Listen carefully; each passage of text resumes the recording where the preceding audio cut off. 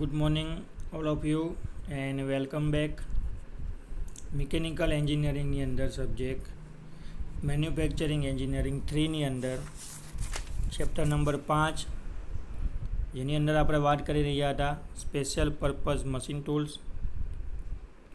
Last લેક્ચરમાં આપણે જોયું હતું કે જરૂરિયાત નીડ શું છે, કે ભાઈ શું કામ special purpose machine tool develop કરવામાં આવ્યા અથવા તો બનાવવામાં આવ્યા તે. ઓકે, થોડીક લાક્ષણિકતા બતાવી હતી આપણને. નેક્સ્ટ આજે આપણે જોવાનું છે કે બંધારણીય રચના પર અસર કરતા ઘટકો અને ઉપયોગો. દેટ મીન્સ કે factor affecting constructional design and application. કે જ્યારે આપણે સ્પેશિયલ પર્પઝ મશીન બનાવ્યા, એનું જે બંધારણ અથવા એનું જે આપણે કન્સ્ટ્રક્શન કર્યું, એની જે ડિઝાઇન કરી અને એની જે એપ્લિકેશન છે, તે બધી વસ્તુને કયા કયા ફેક્ટરો એટલે કે કયા કયા પરિબળો શું કરશે, અસર કરશે. તો આપણે આગળ જોયું તેમ સ્પેશિયલ પર્પઝ મશીન. તો નોટ ડાઉન કરજો પોઈન્ટ ક્લાસ નોટની અંદર. સ્ટાર્ટ કરીએ છીએ આપણે કે જે રીતના આપણે આગળ જોયું તેમ સ્પેશિયલ પર્પઝ મશીન્સ એવા મશીન છે કે જેમની રચના એક ખાસ પ્રકારનો હેતુ પાર પાડવા માટે કરવામાં આવે છે. મશીન આપણે બનાવ્યા શું કરવા છે? Special purpose machine. તો કે એક સ્પેશિયલ અથવા એક ખાસ પ્રકારનો આપણો હેતુ છે. ઓકે, એક ચોક્કસ પ્રકારનું ઓપરેશન છે, એક જ પ્રકારના વર્કપીસ ઘણી બધી સંખ્યામાં બનાવવાના છે. તેવા સ્પેસિફિક પર્પઝ માટે આપણે એને બનાવ્યા છે, એને ફૂલફિલ કરવા માટે, એટલે એને પાર પાડવા માટે બનાવ્યા છે. આથી તેની બંધારણીય રચનામાં કેટલાક નિશ્ચિત ઘટકો મહત્ત્વનો ફાળો આપે છે. એટલા માટે જ્યારે આપણે એનું કન્સ્ટ્રક્શન કર્યું હશે, બંધારણ કર્યું, ડિઝાઇન કર્યું હશે, તે વખતે કેટલાક નિશ્ચિત ઘટકો, અમુક ફેક્ટર છે, એનો મહત્ત્વનો ફાળો હશે. હવે એ જે ફેક્ટર છે એ આપણે 1 by 1 ડિસ્કસ કરવાના છે. ઓકે, તો હવે તમારે હું જે બોલું છું ને એ મેઇન પોઈન્ટ તમારે નોટ ડાઉન કરી લેવાના, એરો લખીને અથવા નંબર આપીને. ઓકે, આખી થિયરી નથી લખવાની, હું મેઇન પોઈન્ટ બોલીશ, ખાલી નોટ ડાઉન કરી લેજો. તો સૌથી પહેલાં એવું છે, પહેલો પોઈન્ટ જે બંધારણને અસર કરશે એ સ્પેશિયલ પર્પઝ મશીનમાં અંદર આવતી શક્તિનું સ્વરૂપ અને એનો સ્ત્રોત. તમે ગમે તેટલું મોટું મશીન બનાવી લો, ગમે તેટલું એડવાન્સ મશીન તમે ડેવલપ કરી લો, પણ ઇનપુટ એનર્જી વગર મશીન ચાલવાનું નથી. ઇન શોર્ટ, કોઈપણ મશીન તમે બનાવો તો જ્યારે એને ચલાવવું હોય, જ્યારે એને રન કરાવવું હોય, તો કોઈક પ્રકારની ઉર્જા એને આપવી પડે છે. એને આપણે ઇનપુટ ઉર્જા કહીએ છીએ. કઈ ઉર્જા કહીએ છીએ? ઇનપુટ ઉર્જા. તો સૌથી પહેલું જ્યારે તમે મશીન ડિસાઇડ કરો અથવા મશીન બનાવો, મશીન ડિઝાઇન કરો, તો સૌથી પહેલાં તમારા મગજની અંદર આ પોઈન્ટ આવવો જોઈએ કે આપણે કઈ એનર્જીને મશીનની અંદર એન્ટર કરાવશું, એટલે કે કઈ એનર્જીને ઇનપુટ તરીકે મશીનને આપીશું. ઓકે, એનું સ્વરૂપ થર્મલ એનર્જી છે, ઇલેક્ટ્રિકલ એનર્જી છે, મિકેનિકલ એનર્જી છે, ન્યુક્લિયર એનર્જી છે. ઓકે, અલગ અલગ જે શક્તિના સ્વરૂપ છે એમાંથી કઈ એનર્જી આપણે મશીનને ઇનપુટ તરીકે આપીશું અને એનો સ્ત્રોત કે એ એનર્જી આપણને ક્યાંથી મળશે. જેમ કે ઇલેક્ટ્રિકલ એનર્જી હોય તો આપણે ત્યાં ઇલેક્ટ્રિકલ લાઈન આવે છે ત્યાંથી મળી જાય. પછી જો મિકેનિકલ એનર્જી હોય તો આપણે petrol engine, diesel engine, gas engine, એનાથી આપણે એનર્જી જનરેટ કરી શકીએ છીએ. ન્યુક્લિયર એનર્જી હોય તો આપણી પાસે ન્યુક્લિયર રિએક્ટર હશે, એની અંદર આપણે ન્યુક્લિયર ફ્યુઝન પ્રોસેસ કરીશું, ત્યાંથી આપણને ઉર્જા મળી જશે. હાઇડ્રોલિક પાવર જોઈએ તેની માટે આપણી પાસે ટર્બાઇનવાળું સેટઅપ હોવું જોઈએ. મતલબ જે કંઈ પણ મશીનને ચલાવવા માટે આપણે ઇનપુટ એનર્જી આપીએ છીએ, તે ઇનપુટ એનર્જીનું સ્વરૂપ અને એ એનર્જી આપણને ક્યાંથી મળશે તે સૌથી પહેલાં તમારે જાણી લેવું જોઈએ અથવા ડિસાઇડ કરવું પડે. બીજો પોઈન્ટ શું કહે છે? દાગીના પરથી મટીરિયલ દૂર કરવા માટે જોઈતી શક્તિનું સ્વરૂપ. મશીન ચાલુ થઈ ગયું, ઓકે, પણ મશીનનું મેઇન ફંક્શન શું છે? તો કે ભાઈ વર્કપીસની સપાટી પરથી મટીરિયલને દૂર કરવું. તે વખતે જ્યારે મશીનિંગ પ્રોસેસ કે કટિંગ પ્રોસેસ થશે સ્પેશિયલ પર્પઝ મશીનથી, તે વખતે ટૂલ વર્કપીસ ઉપર કઈ રીતના ફોર્સ લગાડશે અથવા કઈ શક્તિનું સ્વરૂપ છે જેના આધારે ટૂલ મટીરિયલની સપાટી પરથી એટલે કે વર્કપીસની સપાટી પરથી મટીરિયલને દૂર કરશે. તેના માટે ડિસાઇડ કરવું પડે કે ભાઈ મશીનિંગ પ્રોસેસ થવાની છે કે કટિંગ પ્રોસેસ થવાની છે. તો સામાન્યતઃ ઉપરોક્ત બંને રૂપ જુદા જુદા હોય છે. આવી પરિસ્થિતિમાં એક સ્વરૂપમાંથી બીજા સ્વરૂપમાં બદલાવ વિશિષ્ટ યંત્ર રચનાની જરૂર પડે છે.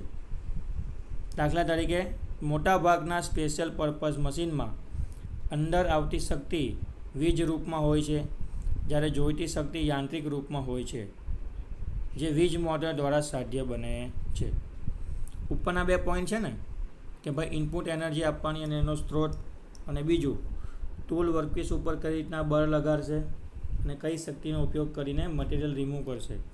તો એના માટે સામાન્ય રીતે અત્યારની કન્ડિશનમાં દરેક મશીનની અંદર આપણે નોર્મલી મશીનને ઇનપુટ એનર્જી તરીકે ઇલેક્ટ્રિકલ એનર્જી આપીએ છીએ, એટલે કે વીજ શક્તિ આપીએ છીએ, ગુજરાતીમાં એવું કહેવાય. તમે જોઈ લો અત્યાર સુધીના દરેક મશીન આપણે આપણા વર્કશોપમાં પણ હશે, એને ચલાવવા માટે ઇનપુટ એનર્જી તરીકે આપણે વીજ શક્તિ એટલે કે ઇલેક્ટ્રિકલ એનર્જી આપીએ છીએ. અને મશીન શું કરે છે તો કે એની અંદર જે કંઈ પણ મિકેનિઝમ છે એનો ઉપયોગ કરીને આ ઇલેક્ટ્રિકલ એનર્જીને મિકેનિકલ એનર્જીમાં કન્વર્ટ કરે છે. તો એના માટે આપણે કયું સાધન વાપરીએ છીએ તો કે ભાઈ ઇલેક્ટ્રિક મોટર વાપરીએ છીએ. કીધું ને અહીંયા વીજ મોટર, ગુજરાતીમાં કહેવાય વીજ મોટર, અને આપણે ઇંગ્લિશમાં શું કહે છે તો કે મશીનને ચલાવવા માટે એનું જે ફંક્શન છે એ કરવા માટે આપણે ઇલેક્ટ્રિક મોટર વાપરીએ છીએ. ક્લિયર છે? ત્યાર પછી આગળનો ત્રીજો પોઈન્ટ શું કહે છે? રૂપાંતરિત શક્તિનું ઉદ્ગમ સ્થાન અને તેના ઉપયોગનું સ્થાન.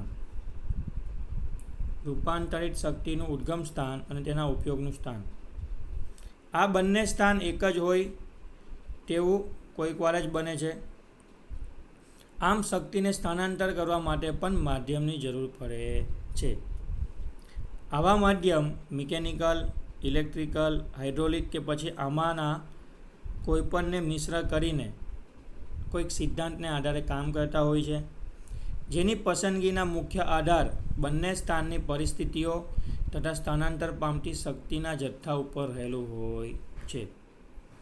હવે બહુ મસ્ત વસ્તુ કીધી કે તમારું જે મશીન છે અથવા આપણે જે સ્પેશિયલ પર્પઝ મશીન ડિઝાઇન કર્યું અથવા કોઈ પણ મશીન ડિઝાઇન કર્યું, ઓકે, એની અંદર આપણે ઇલેક્ટ્રિક એનર્જી વાપરીએ છીએ. એટલે કોઈક જગ્યાથી આપણને ઇલેક્ટ્રિક એનર્જી મળશે, આપણા ડિપાર્ટમેન્ટ આપણા મશીન સુધી આવશે વાયરની સાથે. તો એ એનર્જીને એના ઉદ્ગમથી આપણી સુધી આવવા માટે કોઈક માધ્યમની જરૂર પડે છે.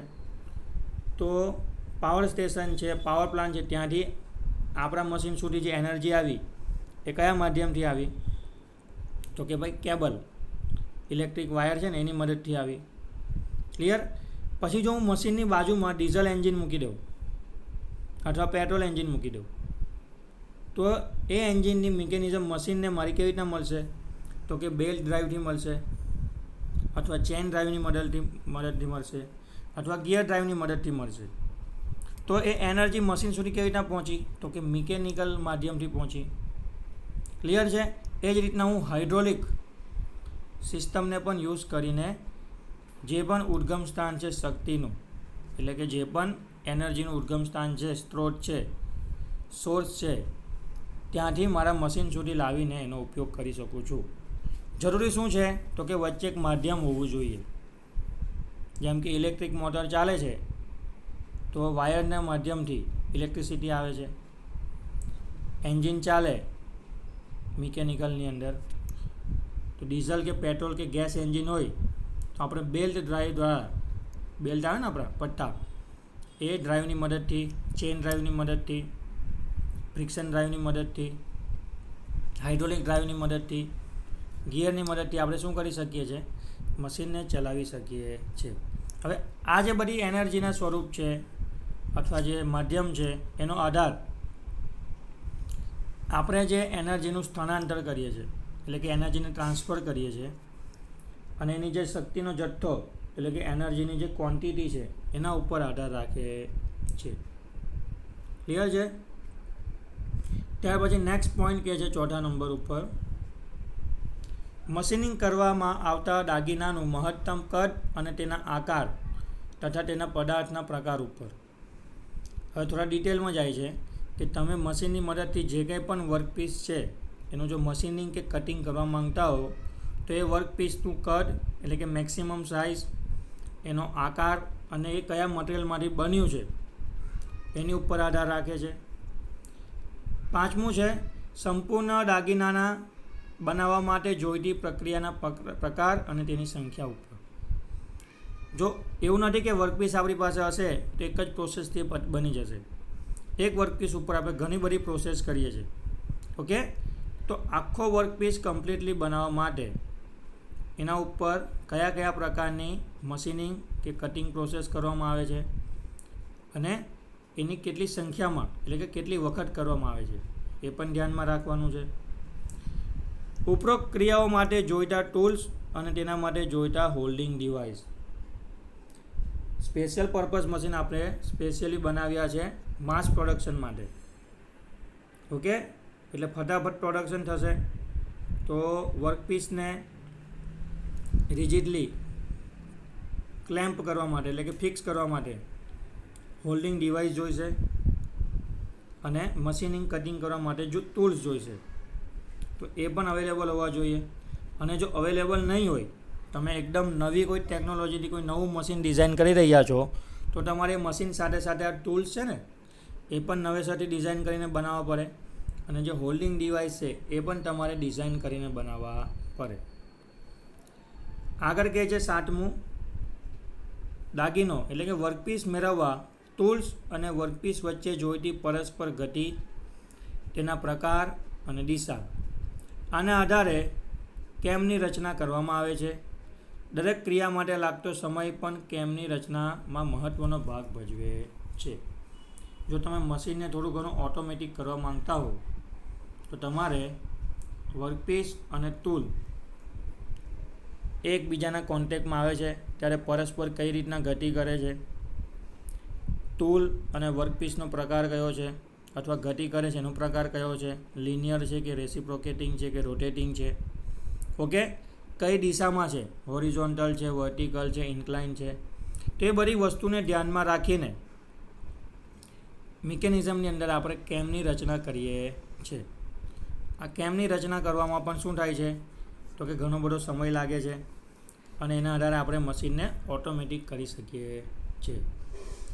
8મા નંબર પર છે નેક્સ્ટ, જોઈતી સ્વયંસંચાલિત રચનાનું પ્રમાણ એટલે કે ડિગ્રી ઓફ ઓટોમેશન, જેનો મુખ્ય હેતુ માનવ પરિશ્રમ ઘટાડવાનો અને ઉત્પાદન વધારવાનો છે. મેં જે અત્યારે તમને કેમવાળો પોઈન્ટ કીધો કે મશીનને થોડું ઘણું ઓટોમેટિક કરવા માટે કેમની રચના કરવામાં આવે છે. ઓકે, તો ઇન ફ્યુચર તમે જો હજી ઓટોમેશન લાવવા માંગતા હો એટલે કે સ્વયંસંચાલિત રચનાનું પ્રમાણ, એને ઇંગ્લિશમાં કહેવાય ડિગ્રી ઓફ ઓટોમેશન. તો જેટલી તમે ડિગ્રી ઓફ ઓટોમેશન વધારશો એટલો માનવનું પરિશ્રમ એટલે કે જે માણસ મજૂરી કરે છે, મહેનત કરે છે, એફોર્ટ લગાડે છે એ ઘટી જશે અને ઉત્પાદનમાં વધારો થશે.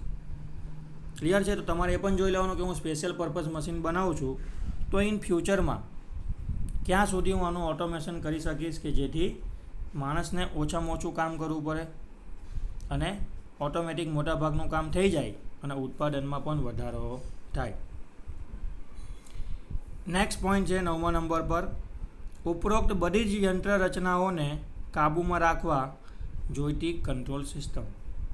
તમે ગમે તેટલું મોટું મશીન, ગમે તેટલું કોમ્પ્લેક્સ મિકેનિઝમવાળું મશીન બનાવી દો, પણ એક વાત યાદ રાખજો, મશીન ઓપરેટ, કંટ્રોલ અને ચલાવવા માટે એટલે કે મશીનને કાબૂમાં રાખવા માટે, એને ચલાવવા માટે જોઈતી જે કંટ્રોલ સિસ્ટમ છે એ પણ તમારે ડિઝાઇન કરવાની છે. અથવા કંટ્રોલ સિસ્ટમ છે ને ઇઝી હોવી જોઈએ કે જેથી કોઈ પણ નોર્મલી શીખીને એને કંટ્રોલ કરી શકે. ક્લિયર? પછી એકદમ અટપટી અને એકદમ ભયંકર કંટ્રોલ સિસ્ટમ બનાવી દેશો કે ભાઈ 4-5 વર્ષ પછી તમને પણ ખબર નહીં પડે કે આમાં શું કરવાનું. ઓકે, તો એ પણ ચાલશે નહીં.